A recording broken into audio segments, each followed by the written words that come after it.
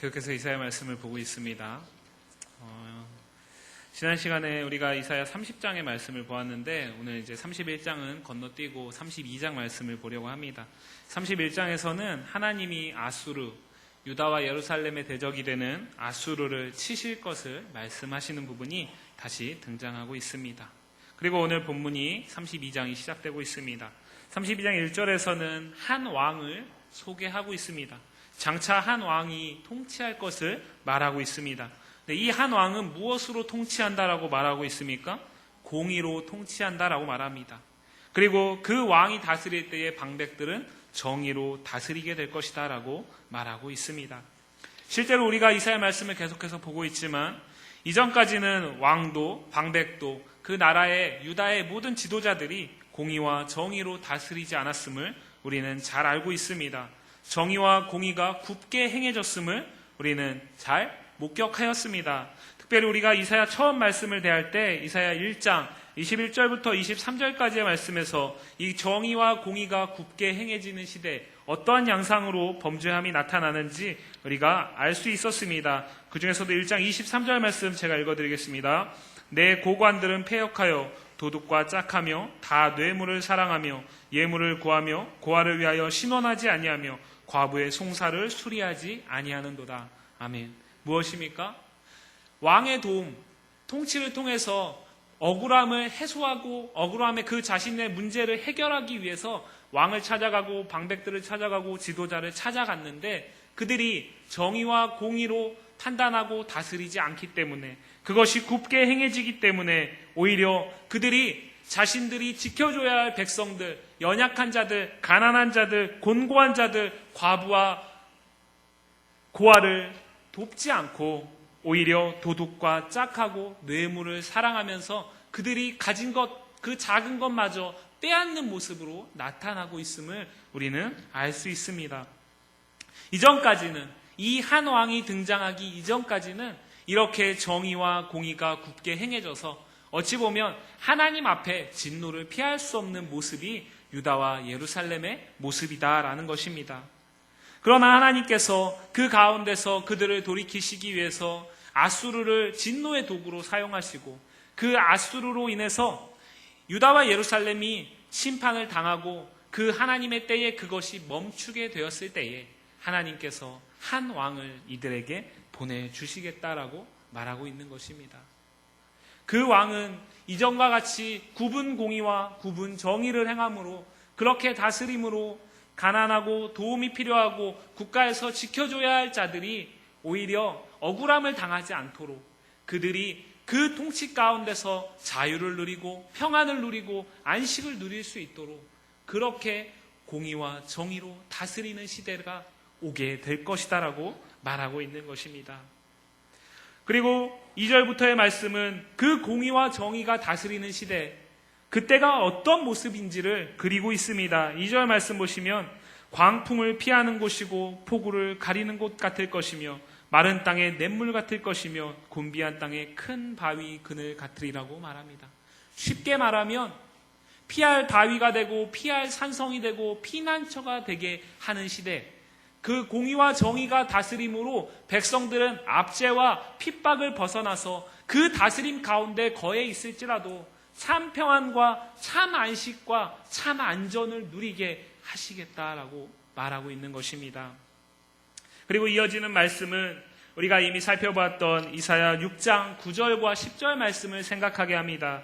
이사야 6장에서는 하나님께서 이사야를 부르십니다. 아수르 왕이 죽던 해에 그 이스라엘의 그 유다 땅의 사람들이 위대한 지도자라고 인정했던 52년 동안 그 나라를 태평성대로 이끌었던 아수르 왕이 죽던 해에 그래서 사람들이 동요하고 위기의식을 가질 수밖에 없는 그때에 하나님께서 이사야 선지자를 부르셨습니다. 그때에 하나님께서 이사야 선지자를 부르시고 나서 무엇이라고 말씀하셨습니까? 6장 9절부터 10절까지의 말씀은 이렇게 말하고 있습니다. 여호와께서 이르시되 가서 이 백성에게 이르기를 너희가 듣기는 들어도 깨닫지 못할 것이요 보기는 보아도 알지 못하리라 하여 이 백성의 마음을 둔하게 하며 그들의 귀가 막히고 그들의 눈이 감기게 하라. 아멘. 무엇입니까? 하나님께서 그의 종 선지자를 부르신 이유는 이 유다와 예루살렘이 듣고서 하나님께 돌이키게 하기 위한 것이 아니라 무엇이라고 말하고 있습니까? 들으면 들을수록 듣지만 실제로는 듣지 못하고 깨닫지 못하고 눈으로는 볼 수 있지만 실제로는 보지 못해서 그것이 하나님의 뜻과 하나님의 계획임을 깨닫지 못하게 하시기 위해서 이사야를 부르셨다라는 것입니다. 이사야가 하나님의 말씀을 전하지 않아서가 아니라 이사야가 하나님의 말씀을 온전히 백성들을 향해서 선포하고 외치고 때로는 자신이 그 어떤 징조 가운데서 그 자신이 그 모습으로 삶으로 이름으로 계속해서 백성들에게 말하지만 이사야는 그렇게 하나님의 부르심에 합당하게 쓰임을 받지만 충성되게 감당하지만 하나님께서는 백성들의 눈을 가리고 그들의 귀를 막으셔서 깨닫지 못하게 하시기 위해서 이사야를 부르셨다라는 것입니다. 하나님께서 그렇게 주권적으로 행하심을 6장 9절과 10절은 우리에게 말하고 있습니다. 그런데 오늘 32장에 장차 한 왕이 와서 공의와 정의로 다스리게 될 때에는 어떻게 된다라고 말합니까? 3절 말씀 우리 함께 읽어보겠습니다. 32장 3절 말씀 읽습니다. 시작.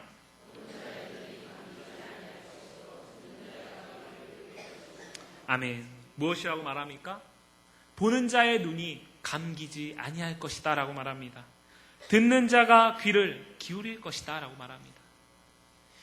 이사야를 하나님이 부르실 때 그 백성들의 마음을 하나님께서 강팍해 하셔서 이사야가 하나님의 음성을 하나님의 말씀을 아무리 전하면 전해도 그들이 눈으로는 볼 수 있고 귀로는 들을 수 있지만 그것이 그들의 마음 가운데 깨달음으로 이어지지 못했습니다. 그래서 이사야의 음성이 하나님의 음성이 들리면 들릴수록 이들은 더 패역한 백성이 되었고 이들은 급기야는 하나님이 망하기를 구하기까지 나락으로 떨어지는 모습을 우리가 이미 이사야 말씀을 통해서 살펴보았습니다. 그렇게 이들이 나락으로 떨어져서 하나님의 진노를 피할 수 없어서 아수르에게 진노를 당하게 된 이후에 하나님께서 한 왕을 보내주실 때에 그 왕이 공의와 정의로 다스리는 그때에는 그들의 감긴 눈이 눈으로 볼 뿐만 아니라 그 보는 것들이 이들의 마음 가운데 깨닫게 하시겠다라는 것입니다. 그들이 귀로 들은 것에서 귀에서 머물지 않고 한 귀로 들어와서 한 귀로 나가지 않고 그 귀에 들린 하나님의 말씀이 심령 가운데 바로 새겨져서 하나님께로 온전히 돌아오게 하시겠다라고 오늘 3절 말씀을 이야기하고 있는 것입니다. 6장에서 백성들의 마음을 어둡게 하고 그들의 눈을 감기시고 귀를 막으셨던 분도 하나님이셨습니다. 하지만 오늘 그래서 이들이 망할 수밖에 없게 하신 그 하나님께서 한 왕을 통해서 회복을 시작하실 때에 역시 그들의 눈이 열리게 하시고 그들의 귀가 다시 들리게 하셔서 그것이 마음으로부터 깨달아지게 하시는 분도 역시 하나님이심을 오늘 말씀은 우리에게 이야기하고 있습니다. 뿐만 아니라 이어지는 말씀은 그렇게 하나님의 말씀 공의와 정의의 다스림 가운데 하나님이 뜻이 무엇이고 하나님의 계획이 무엇이고 하나님의 마음이 어떤 것인지를 깨닫게 된 이스라엘 백성들 그 회복된 백성들은 조급한 자의 마음이 지식을 깨닫고 어눌한 자의 혀가 민첩하여 말을 분명히 하게 될 것이다 라고 말하고 있습니다. 무엇입니까? 그들의 생각과 그들의 지식대로 어눌하고 조급하게 하나님의 말이 아닌 것을 말하는 것이 아니라 하나님께서 그들의 마음 가운데 두신 그 마음을 가지고 그 뜻을 품고 그대로 선포하는 백성이 된다라는 것입니다.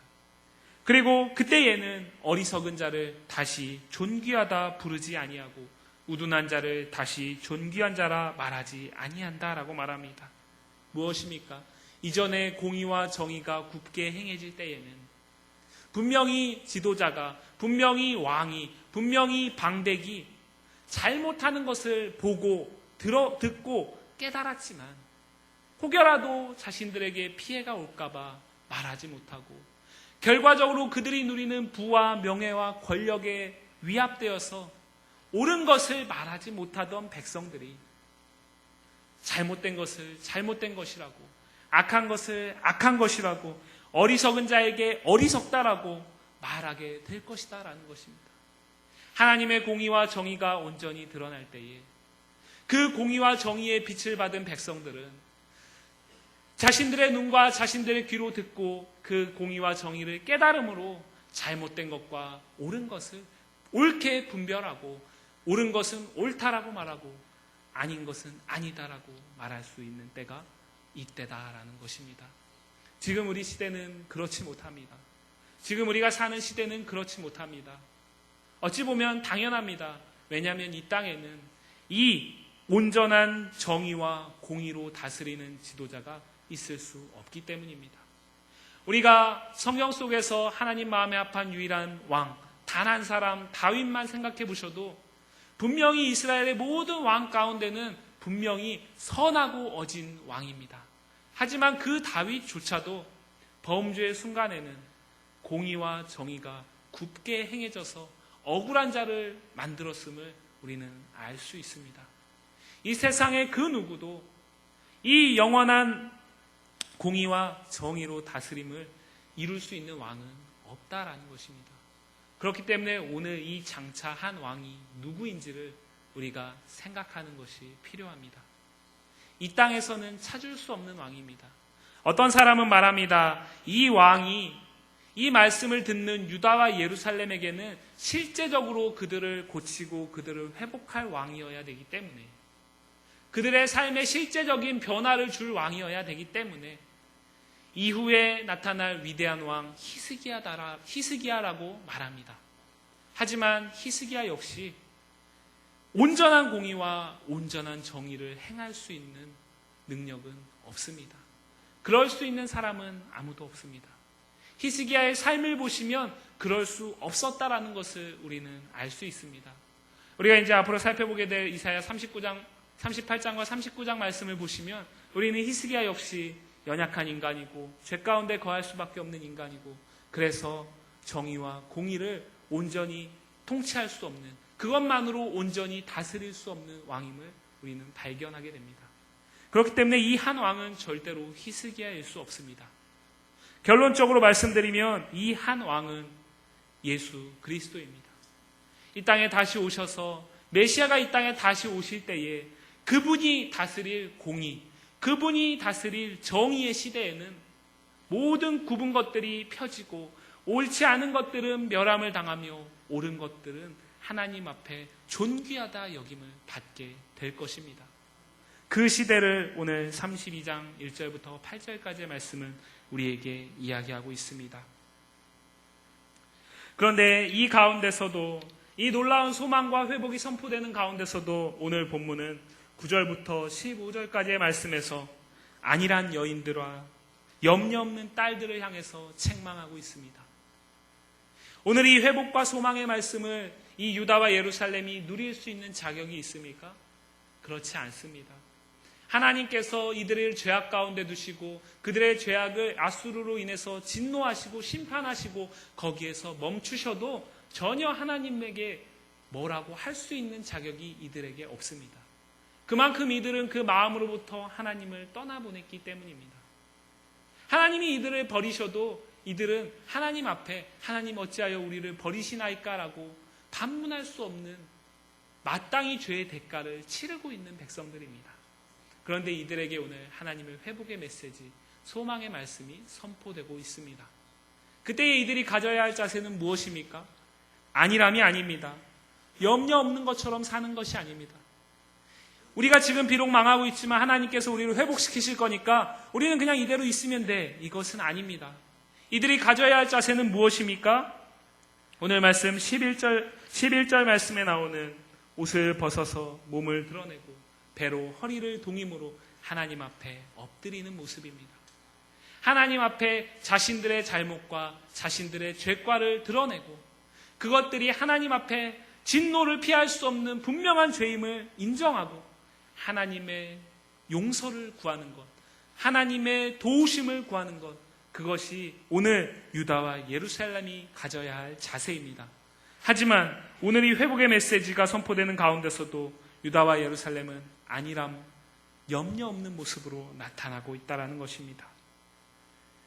이들은 염려 없이 여기고 있지만 분명 이들에게 수확은 멈출 것이고, 분명 이들이 많은 인구들이 함께 살았던 성읍들, 한때 번창했던 그 성읍들은 황폐해질 것이고, 사람들로 가득 찼던 그 성읍들은 들나귀가 찾아와서 황량한 도시로, 과거의 영광을 찾아볼 수 없는 황폐한 도시가 될 것입니다.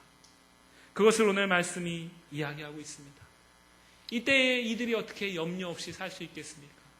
이들이 어떻게 안일하게 살 수 있겠습니까? 하나님 앞에 자신들의 죄과를 인정하고 그 가운데서 자신들이 망하지 않고 그 망함 이후에 소망이 있음에 감사하며 하나님 앞에 엎드리는 것이 옳은 모습 아니겠습니까? 오늘 말씀은 그러한 모습이 있어야 함을 이야기하고 있습니다.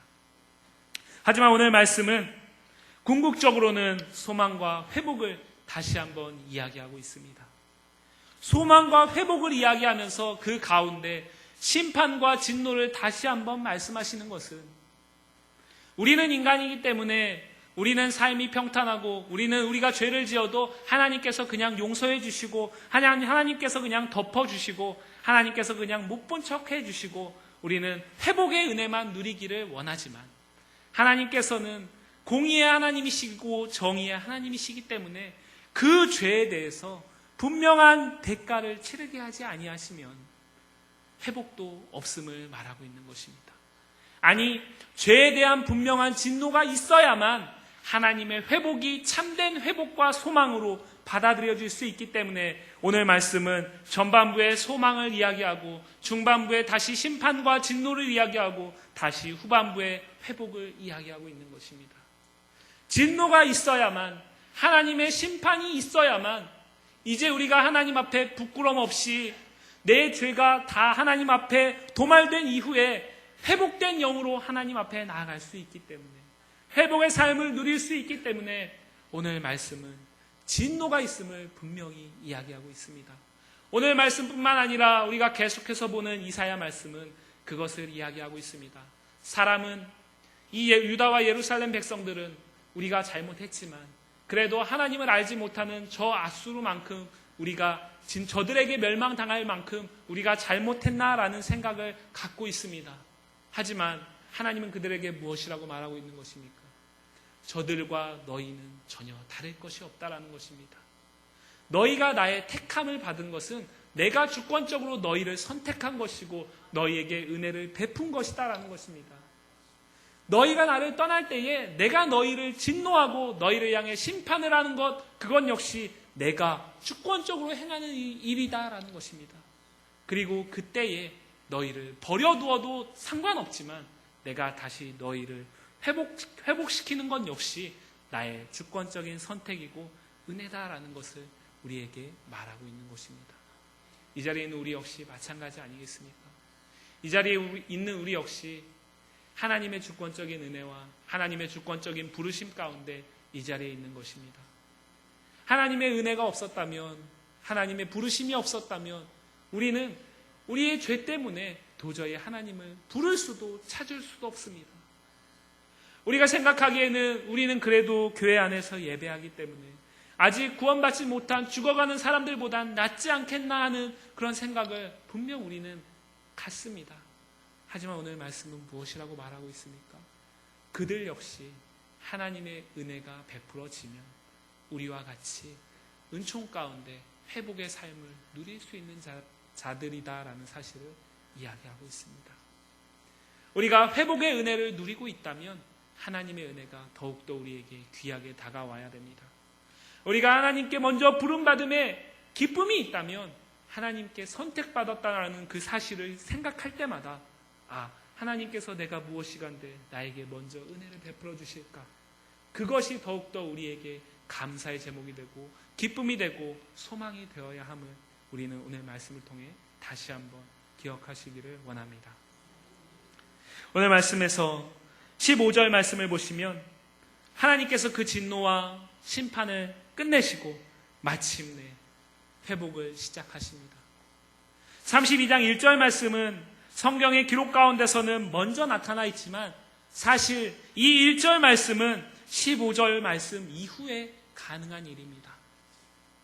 15절 말씀 무엇이라고 말합니까? 마침내 위에서부터 영을 우리에게 부어주시리니 광야가 아름다운 밭이 되며 아름다운 밭을 숲으로 여기게 되리라. 아멘. 하나님께서 회복을 시작하실 때 우리가 할 수 있는 것이 역시 없음을 말하고 있습니다. 회복을 시작하신 이도 하나님이시고 그 회복을 행하시는 이도 하나님이심을 말하고 있습니다. 위에서부터 영이 부어질 때에 한 왕이 와서 공의와 정의로 다스리고 그때의 모든 굽은 것들이 펴지고 존귀한 자가 존귀 여김을 받으며 광야가 아름다운 밭이 되고 아름다운 밭이 숲이 된다라고 말하고 있습니다. 위에서부터 한 영이 부어질 때에 오늘 말씀은 영이라고 말하고 있지만 우리가 이전까지 보았던 개역 성경은 성신이라고 말합니다. 그리고 원문에서는 성령이라고 말하고 있습니다. 무엇입니까? 회복의 사역은 삼위일체 하나님의 사역이시며 성령의 사역임을 말하고 있습니다. 성령이 오셔서 우리에게 성령이 부어지신 이후에 우리가 정의와 공의에 다스리시는 메시아의 통치를 기다리게 되고 그 통치 가운데서 모든 굽은 것들이 펴지며 하나님이 원하시는 온전한 정의와 온전한 공의의 다스림이 있게 된다는 것입니다. 이 시대는 이 땅에 없습니다. 이 시대는 주님 다시 오실 그날에 가능한 것입니다. 그때에 오늘 말씀대로 18절 말씀 보시면 화평한 집과 안전한 거처와 조용히 쉬는 곳에 우리는 있게 될 것입니다. 그 메시아의 공의와 정의의 통치의 시대 가운데. 하지만 분명 우리는 성령이 이미 우리에게 먼저 부어짐을 믿으시기를 부탁드립니다. 우리는 이미 성령 충만함을 받았습니다. 그 성령이 때로는 우리의 생각보다 우리의 지식보다 그 성령의 다스림이 우리가 순종치 못할 때가 있어서 그렇지 우리는 이미 성령이 함께하는 자입니다. 성령이 우리에게 부어졌습니다. 그렇다면 우리는 17절 말씀의 열매를 맺어야 됩니다. 17절 말씀 우리 다 같이 읽겠습니다. 시작.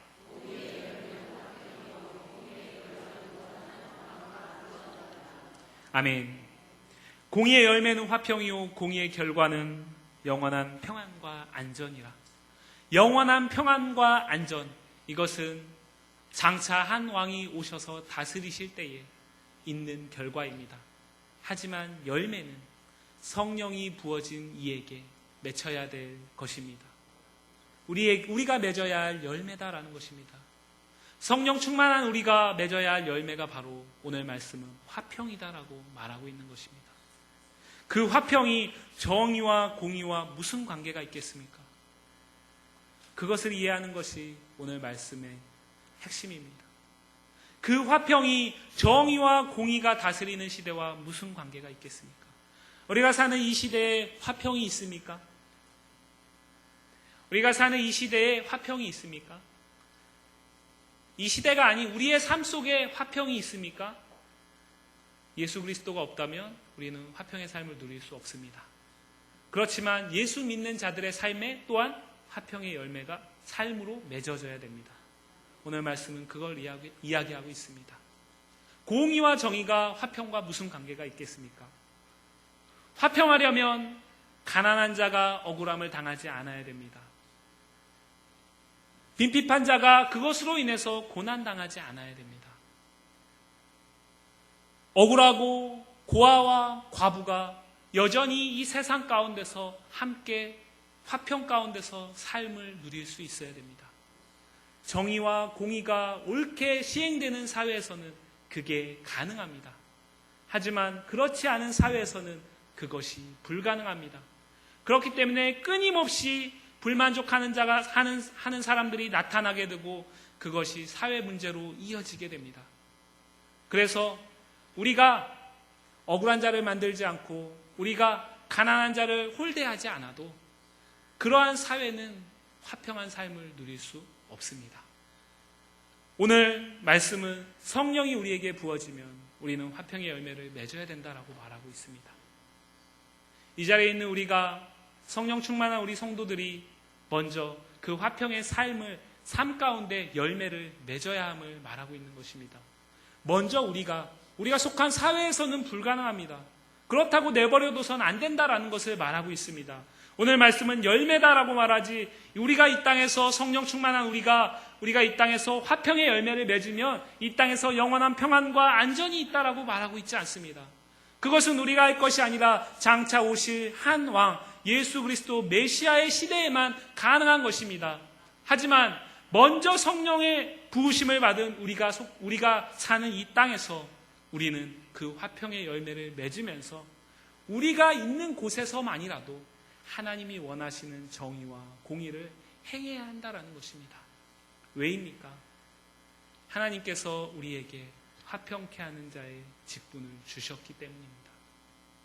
하나님께서 우리를 예수 그리스도의 십자가 아래서 화목케 하시고 우리가 하나님을 사랑하면 모든 이웃을 사랑해야 된다라고 성경은 말하고 있습니다. 그 이웃을 사랑하는 것이 곧 우리가 화평케 하는 삶을 사는 것입니다. 특별히 우리로 인해서 억울함을 당하거나 우리로 인해서 불편함을 겪거나 어떤 환난과 고통 가운데 거하지 않도록 우리가 조금 손해볼지라도 우리가 조금 우리 가진 것을 나눌지라도 그것으로 인해서 내 주변에 온전한 화평의 열매가 맺혀진다면 우리는 그러한 삶을 살아야 된다는 것을 말합니다. 사도행전 2장과 5장에 나오는 예루살렘 교회 초대교회의 모습은 성령 충만함이 있을 때에 성령이 임했을 때에 화평이 가능함을 우리에게 보여주고 있습니다. 소위 말하는 유무상통하는 삶, 가진 자가 자신이 가진 것을 내어놓고 부족한 자가 그것들을 취하면서 함께 그 안에서 떡을 떼고 교제하고 기도하고 찬양하며 예배하는 삶, 그것이 초대교회 성령이 임한 이후에 나타났던 모습, 그 성도들의 삶의 모습입니다. 성경이 말하고 있습니다. 그 삶이 가능한 것은 그 이전에 성령이 임했기 때문입니다. 위에서부터 성령이 부어졌기 때문입니다. 그때의 자신이 가진 것보다 주변에 부족해서 가난해서 어려움 겪는 사람들의 형편을 바라볼 수 있게 되었다라는 것입니다. 나 혼자 예수 믿고 나 혼자 성령 충만함으로 그 안에서 기쁘고 만족함으로 끝난 것이 아니라 초대교회 예루살렘 교회 성도들은 성령이 그들에게 임했을 때에 자신이 가진 것들을 내어놓을 수 있었다라는 것입니다. 왜냐하면 그것을 내어놓음으로써 더 많은 성도들과 화평의 교제를 누릴 수 있었기 때문입니다. 오늘 말씀은 우리에게 그것을 이야기하고 있습니다. 하나님은 우리를 이 땅에 구원하셔서 이미 우리에게 천국을 허락하셨지만 여전히 이 땅에 두시는 이유는 우리가 이 역할을, 이 열매를 맺어야 되기 때문입니다. 우리가 정의와 공의가 온전히 행해지지 않아서 억울한 자들이 있는 이 시대 가운데 우리만이라도 우리가 속해 있는 곳에서 하나님이 원하시는 정의와 공의로 대하고 판단하고 화평의 열매를 맺으면 그 억울한 자, 그 가난한 자, 그 피해자들이 우리가 전하는 그 화평의 열매를 보고 그 화평을 맺게 하시는 성령, 그 화평의 시대를 바라보게, 메시아의 시대를 바라보게 하고 그 모든 것들을 주관하는 하나님을 소망하게 되지 않겠습니까? 하나님은 그것을 위해서 우리를 여전히 이 땅에 두신 것입니다. 그리고 우리에게 성령을 부어주셨습니다. 우리는 할 수 없기 때문에. 우리는 할 수 없습니다. 우리는 가난한 자가 불쌍히 여길 수는 있지만 내 가진 것을 나눠줄 수 없습니다. 사람의 욕심은 끝이 없습니다. 나는 충분하니까 나눠줄 수 있는 것, 이것은 사람으로서는 불가능한 것입니다. 하지만 성령으로는 가능한 것입니다. 그렇기 때문에 오늘 말씀은 성령이 위에서부터 부어졌을 때에 화평의 열매가 있을 것이다 라고 말하고 있는 것입니다. 그리고 그 화평의 열매를 우리가 이 땅에서 성도들이 누리고 정의와 공의가 온전히 행해짐으로써 그 혜택을 누리는 자들이 화평을 함께 소망하면서 하나님의 영원하신 평안과 안전을 구하게 되는 것입니다. 결과적으로 우리가 베푸는 호의 가운데, 우리가 베푸는 긍휼 가운데 사람들은 우리를 보는 것이 아니라 하나님을, 메시아를, 성령을 갈망하게 된다라는 것입니다. 사랑하는 성도 여러분, 오늘 말씀은 우리에게 무엇을 말하고 있습니까? 1차적으로는 오늘 말씀은 우리에게 심판이 있은 후에만 온전한 회복을 누릴 수 있음을 말하고 있습니다. 이 가운데 우리 중에 하나님의 심판을 피할 수 있는 자격이 있는 사람은 아무도 없습니다. 하나님이 은혜 가운데 우리를 심판해서 건지신 것입니다. 그것을 우리가 인정할 때에 지금 구원받음의 은혜가 더 크지 않겠습니까? 그것이 더 우리의 것이 되지 않겠습니까? 오늘 유다와 예루살렘에게도 이들이 분명한 죄가 있습니다. 그 죄에 대한 대가를 치르지 않고 하나님께서 그냥 이들을 회복시키신다면 이들은 또 그 죄에 머물 수밖에 없을 것입니다. 하나님의 은혜가 그렇게 크게 다가올 수 없을 것입니다. 하지만 나락에 떨어진 이후에 그곳에서 건지시는 하나님의 손을 볼 때에 이들은 하나님의 한량없는 은혜를 바라볼 수 있을 것입니다. 그렇기 때문에 하나님은 우리에게 이 땅에 죄에 대한 분명한 진노와 심판이 있음을 말하고 있습니다. 그러나 그렇다 하여서 우리가 두려워할 것은 없습니다. 우리는 하나님께서 예수 그리스도를 믿는 우리에게 회복을 주시겠다라고 약속하셨기 때문입니다. 우리는 심판과 진노에 머무는 백성이 아니라 그 뒤에 있을 회복의 삶을 누릴 백성임을 기억하시기를 원합니다. 그리할 때에 오늘 말씀은 우리에게 두려움이 아닌 소망의 말씀이 될 것입니다. 또 한 가지는 무엇이냐면 그 은혜 가운데 우리에게 하나님께서 성령을 부어주셨습니다. 그 성령은 우리가 이 땅에서 온전치 않지만 하나님의 은혜를 먼저 힘입은 자로서 하나님의 공의와 하나님의 정의로 판단하고 생각하며 살게 하는 것입니다. 그리고 그렇게 살 때에 우리는 화평의 열매를 맺는 것입니다. 그 화평의 열매를 맺음으로 아직 주를 알지 못하는 사람들, 하나님의 정의와 공의의 시대를 바라보지 못하는 많은 죽어가는 사람들이 메시아의 통치를 우리와 함께 기다리게 되는 것입니다. 그 시대를 우리는 꿈꾸고 소망해야 합니다. 그러기 위해서 우리는 이 땅에서 더욱더 성령 충만함으로 화평의 삶을 누려야 하는 것입니다. 마태복음 5장의 팔복의 말씀 보시면 화평케 하는 자는 복이 있나니 천국이 저희 것입니다 라고 말합니다. 화평케 하는 자에게 천국이 있다라고 말합니다. 그렇다면 화평케 하지 않는 자에게는 천국이 없는 것입니다. 그 팔복의 말씀 이후에 어떤 말씀이 나옵니까? 나더러 주여 주여 하는 자마다 하나님 나라에 들어갈 수 없다라고 말합니다. 하나님은 열매로 평가하신다라는 것을 말하고 있습니다. 우리가 성령 충만하고 우리가 우리 마음 가운데 성령이 가득한 자라면 우리의 삶에 마땅히 화평의 열매가 맺어져야 되는 것입니다. 그 화평의 열매가 맺어짐으로 우리가 먼저 영원한 안전과 영원한 평안을 바라볼 수 있습니다.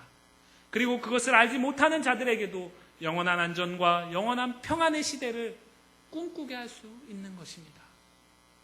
사랑하는 성도 여러분, 우리는 예수 그리스도를 믿음으로 또 그 가운데 우리에게 부어주신 성령의 은혜로 화평케 하는 자가 되어야 할 사명을 가지고 있습니다. 이 세상은 정의와 공의가 아닌 탐욕이 다스리는 시대입니다. 그러나 우리는 그러한 세상 가운데 정의와 공의의 열매인 화평을 맺으며 세상 사람들에게 화평을 전하는 자가 되어야 합니다. 그를 통해서 세상은 우리가 전하는 화평을 맛보게 되고 그 화평을 누림으로 영원한 안전과 평안이 되시는 메시아의 통치, 온전한 정의와 공의의 시대를 꿈꾸게 되는 것입니다. 이 자리에 있는 우리 모두가 성령의 은혜로 공의의 열매인 화평을 맺는 삶을 사시기를 소원합니다. 그렇게 살 때에 우리도 더욱 메시아의 온전한 공의와 정의의 통치의 시대를 기다리게 될 것입니다.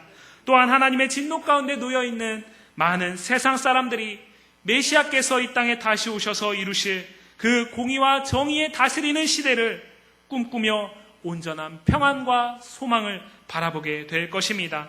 이 자리에 있는 우리 모두가 성령의 부으심 가운데 공의의 열매인 화평을 맺음으로 세상을 변화시키며 메시아의 온전한 회복의 때를 갈망하시기를 주님의 이름으로 간절히 축복합니다. 기도하겠습니다. 우리 이 시간 함께 기도하겠습니다. 하나님, 나에게 성령 충만함을 주셨사오니 화평의 열매를 맺음으로 메시아의 시대를 꿈꾸게 하여 주옵소서. 소망하게 하여 주옵소서. 죽어가는 많은 영혼들이 나의 삶에서 맺혀지는 화평의 열매를 보며 주를 바라볼 수 있게 하여 주옵소서. 우리 시간 간절히 기도합니다. 하나님 감사합니다.